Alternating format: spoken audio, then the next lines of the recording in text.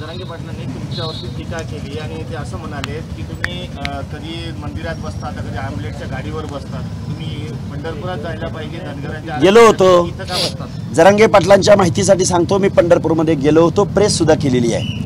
दुसरी गोष्ट, जरांगे पाटील म्हणतात की धनगराचा प्रवर्ग वेगळा आहे. फक्त धनगराचा प्रवर्ग नाही ना वेगळा, बंजाराचा पण प्रवर्ग वेगळा आहे, वंजारीचा पण प्रवर्ग वेगळा आहे. विजयंती मध्ये येतात हे सगळे. आणि मग जरांगे, तुझं आणि धनगराचं जर भांडण नसल, वेळोवेळी सांगतो तू, तर तू पंकजा मुंडेंना पराभूत करण्यासाठी झक मारायला गेला होता का तू तिथं? दुसरी गोष्ट, महादेव जानकरांचा पराभूत व्हावा म्हणून रात्रंदिवस बैठका कुणी घेतल्या?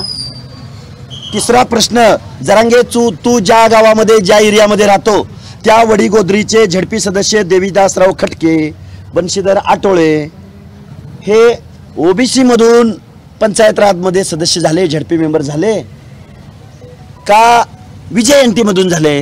या प्रश्नाचं उत्तर दे बरं. UPSC ला धनगर बांधव, वंजारा बांधव, बंजारी बांधव अप्लाय करतात, ते ओबीसी मधून करतात का NT मधून करतात? कसं NT वेगळा आहे आणि कसं OBC वेगळा आहे ते सांग बरं.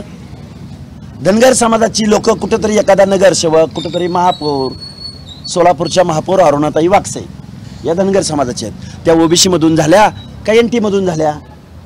जरा अभ्यास कर, थोडा सल्ला घे. काहीतरी बोलत असताना धनगर वेगळा आहे, धनगर वेगळा आहे, धनगर वेगळा आहे, धनगर वेगळा आहे. कसा वेगळा आहे?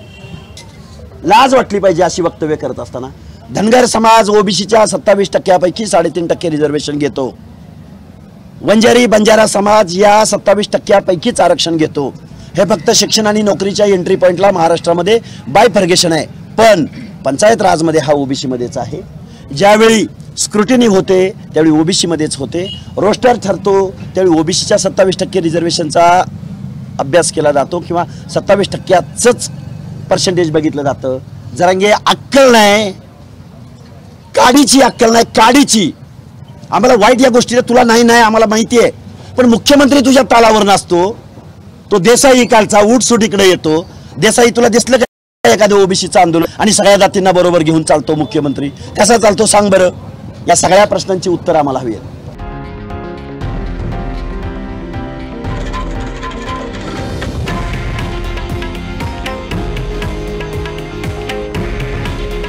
हे आहे देशातील नंबर 1 न्यूज नेटवर्क आणि आपण पाहत आहात TV9 मराठी.